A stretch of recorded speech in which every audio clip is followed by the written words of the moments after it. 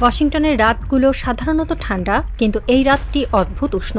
White হাউসের পশ্চিম প্রান্তে একটি ভারী লোহার দরজা চুম্বকীয় শব্দে আটকে গেল। সেই শব্দে কেঁপে উঠল ইতিহাস, কারণ এই দরজা বন্ধ মানে নতুন কোনো সিদ্ধান্ত উঠে আসছে যা পৃথিবীর অর্ধেক মানুষের ঘুম কেড়ে নেবে। ঘরের ভেতর আলো কম, মাঝখানে বসে আছেন মার্কিন প্রেসিডেন্ট ডোনাল্ড ট্রাম্প। তার সামনে রাখা নথি, মানচিত্র এবং তেলের বাজারের গ্রাফগুলো এক অদ্ভুত লালচে আলোয় ঝলমল করছে। ট্রাম্প চোখ সরু করে বললেন, ইরানকে আঘাত করতে হবে, এখন নয়তো কখনোই নয়। কিন্তু তিনি থামলেন, চোখ সরালেন সেই বড় পর্দার দিকে, যেখানে নীল রঙের একটি গ্রাফ ধীরে ধীরে উপরে উঠছে। সেটা তেলের দাম, আর তেলের দাম বাড়া মানে মার্কিন জনগণের চাপ বাড়া, প্রতিক্রিয়া বাড়া, মতামত বদলে যাওয়া। ট্রাম্প জানেন নির্বাচনের আগে একটি ভুল পদক্ষেপ তার সাম্রাজ্য ভেঙে দিতে পারে। ঠিক তখনই একজন উপদেষ্টা বললেন, স্যার, ভেনেজুয়েলা থেকে চুক্তি নিশ্চিত, ওটা আপনি সই করলেই আমরা তেল পাচ্ছি। ট্রাম্পের ঠোঁটে ধীরে ধীরে হাসি ফুটল, এক ধূর্ত গভীর প্রস্তুত হাসি। তাহলে তিনি বললেন, ইরানকে আঘাত করার সবচেয়ে বড় বাধাটাই তো দূর হয়ে গেল। রাত তখন ঘন অন্ধকার, কিন্তু অন্ধকারের মাঝেই বিশ্ব রাজনীতির সবচেয়ে বিপজ্জনক চালটি জন্ম নিল, যা কয়েকদিন পর মধ্যপ্রাচ্যকে জ্বালিয়ে দেবে আগুনে।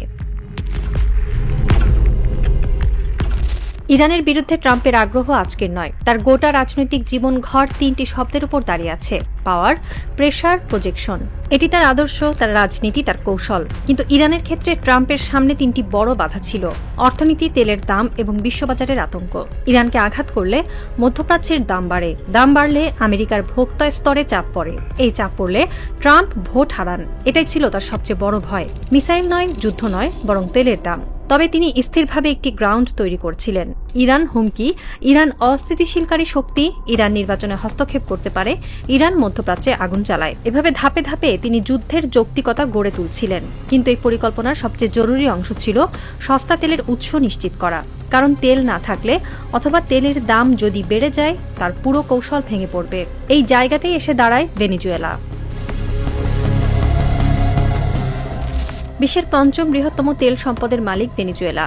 একসময় ধনী দেশ, আজ অস্থির, রাজনৈতিকভাবে ভেঙে পড়া, মার্কিন নিষেধাজ্ঞার নিচে ডুবে থাকা।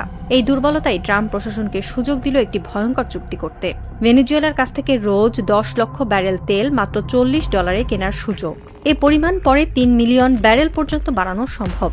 মার্কিন যুক্তরাষ্ট্র প্রতিদিন 6.5 মিলিয়ন ব্যারেল তেল আমদানি করে। অর্থাৎ ভেনেজুয়েলা তেল নিশ্চিত থাকলে তেলের দাম যুদ্ধের কারণে বাড়লেও মার্কিন বাজারে সেই ধাক্কা সামলানো সহজ হবে।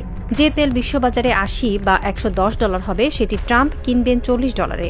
এটি রাজনৈতিক অস্ত্র, এটি অত্যন্ত কৌশলী ঢাল। কারণ যুদ্ধ যতই হোক, মার্কিন জনগণ পাম্পে গিয়ে বড় ধাক্কা খাবে না। ট্রাম্প ভয় পান যুদ্ধের জনরোষকে নয়, তেলের দামের জনরোষকে। এ কারণেই তিনি ইরানের বিরুদ্ধে অবস্থান নেয়ার আগে ভেনেজুয়েলাকে তাদের প্রভাব কক্ষপথে টেনে আনেন। এটি ছিল একটি নীরব কিন্তু অতি কৌশলী যুদ্ধ প্রস্তুতি। ট্রাম্প কখনোই এলোমেলো সিদ্ধান্ত নেন না। তার সিদ্ধান্ত সবসময় নাটকীয়, উদ্দেশ্যমূলক, রাজনৈতিক লাভের জন্য সাজানো। তিনি দেখছিলেন ইরান আঞ্চলিকভাবে শক্তিশালী হচ্ছে, ইসরায়েল চাপের মুখে, গালফ রাষ্ট্রগুলো বিভ্রান্ত, রাশিয়া, চীন, ইরান জোট এক নতুন শক্তিবলয় তৈরি করছে। নির্বাচনের আগে একটি বড় সামরিক নাটক, তার জন্য সুযোগও বটে, ঝুঁকিও বটে। কিন্তু ভেনেজুয়েলার তেল নিশ্চিত করার পর ঝুঁকি অনেকটাই কমে গেল। তেলের দাম বাড়লেও আমেরিকা সহ্য করবে, আরব দেশগুলো বাড়তি দাম নিয়ে খুশি থাকবে, ইসরায়েল পাবে নিরাপত্তার অনুভূতি। অর্থাৎ সব দিক থেকেই ট্রাম্প সুবিধায়। এখন একটাই দরকার, সঠিক সময়। কিন্তু সময় তার হাত থেকে চলে গেল এক রাতেই। ইরান বুঝে ফেলেছিল ট্রাম্প বড় কিছু করতে যাচ্ছেন, এবং তার আগেই ইরান বহু ফ্রন্টে বিস্ফোরণ ঘটিয়ে দিল। ইসরায়েল, গালফ, মার্কিন ঘাঁটি। ট্রাম্পের নাটক হয়ে গেল ইরানের নাটক, ট্রাম্পের চাল হয়ে গেল ইরানের আগুনের ছাই। যুদ্ধ যুদ্ধই, কিন্তু তেলের বাজার যুদ্ধের আগুনকে 10 গুণ বেশি ছড়িয়ে দেয়। ইরানের হামলার পর বিশ্ববাজারে তেলের দাম 10%, 15%, 21% পর্যন্ত লাফিয়ে ওঠে। এটা লাফ নয়, এটা দুঃস্বপ্ন।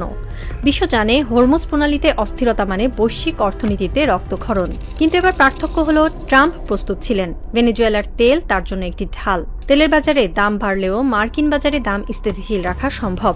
এটাই ট্রাম্পের কৌশলের সবচেয়ে ভয়ঙ্কর অংশ। তিনি যুদ্ধকে ভয় পান না, তিনি শুধুই তেলের দামকে ভয় পান। আর ভেনেজুয়েলার চুক্তি সেই ভয় দূর করে দিয়েছে। তাই তার কাছে ইরানের সাথে যুদ্ধ আর আগের মতো রাজনৈতিক ঝুঁকি নয়।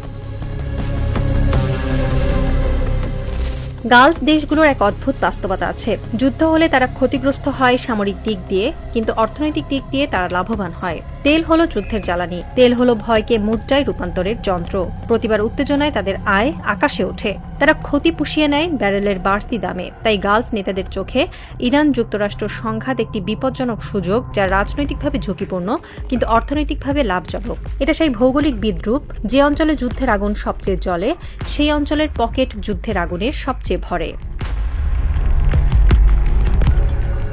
তেহরানের আকাশে বিস্ফোরণের ধোঁয়া ভাসছে। এক তরুণ দাঁড়িয়ে আছে ছাদের কিনারায়। দূরে 11তম বিস্ফোরণের শব্দ প্রতিধ্বনিত হলো। তার হাতে মোবাইল। একটি খবর ভেসে উঠল, ট্রাম্প ঘোষণা করবেন বড় সিদ্ধান্ত, হোয়াইট হাউস জরুরি অবস্থায়। তরুণটি নিচু স্বরে বলল, এটা কি প্রতিশোধের শুরু নাকি শেষ? পাশে এক বৃদ্ধ দীর্ঘশ্বাস ফেলে ফিসফিস করলেন, যে মানুষ তেলকে নিয়ন্ত্রণ করে সে যুদ্ধকে নিয়ন্ত্রণ করে। ট্রাম্প তেলের ব্যবস্থা করেছে, এখন সে যুদ্ধের পথ খুলে দিয়েছে। কিন্তু তিনি আকাশের দিকে তাকালেন। ইরান আগুন দিয়ে শুরু করলে শেষটা ট্রাম্প লিখতে পারবে কি? আকাশে আরেকটি লাল রেখা উঠে গেল। হয়তো ড্রোন, হয়তো প্রতিরক্ষা মিসাইল, হয়তো যুদ্ধের আরেকটি নতুন অধ্যায়। কেউ জানে না। শহর থমকে দাঁড়িয়ে আছে, বিশ্ব অপেক্ষা করছে, এবং সেই অপেক্ষার মাঝখানে একটি প্রশ্ন ছায়ার মতো নেমে আছে। ধূর্ত ট্রাম্পের চাল শেষ পর্যন্ত কাকে জ্বালাবে? ইরানকে নাকি আমেরিকাকেই?